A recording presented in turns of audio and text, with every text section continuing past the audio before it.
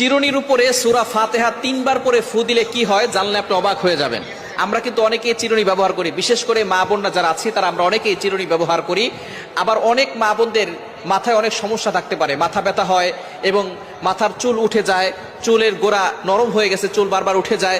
তো এই সূরা ফাতিহার ভিতরে আল্লাহ পাক রব্বুল আলামিন শেফা দিয়েছেন কিভাবে আমল করলে এবং চিরুনির সাথে আমল করে রাখলে আল্লাহ পাক রব্বুল আলামিন আপনাকে অসুস্থতা থেকে সুস্থতার নিয়ামত দিবেন এবং আল্লাহ তাআলা বিপদ আপদ থেকে হেফাজত করবেন, আপনি সুস্থ থাকতে পারবেন। এটা কিভাবে পড়বেন আমি এখনই জানিয়ে দেব। তবে সূরা ফাতিহার ভিতরে যে শেফা আছে এটা আমরা অনেকে জানি না। কোরআনুল কারীমের ভিতরে আল্লাহ পাক রব্বুল আলামিন শেফা রেখেছেন। আল্লাহ পাক রব্বুল আলামিন নিজে বলে দিয়েছেন 15 নম্বর পারা 9 নম্বর পৃষ্ঠার 2 নম্বর লাইন, সূরা বনী ইসরাঈলের 82 নম্বর আয়াত আল্লাহ বলছেন, ওয়ানুনাজ্জিলু মিনাল কুরআন মা হুয়া শিফাউ ওয়া রাহমাতুল লিল মুমিনিন। আমি আল্লাহ তাআলা মুমিনদের জন্য এই কোরআনটা রহমত হিসেবে শেফা স্বরূপ নাজিল করে দিয়েছি। সুবহানাল্লাহি বিহামদি। সুতরাং কোরআনের ভিতরে শেফা আছে, আর এই সূরা ফাতিহার ভিতরে শেফা আছে, নবী সাল্লাল্লাহু আলাইহি ওয়াসাল্লাম নিজে বলে দিয়েছেন। সূরা ফাতিহা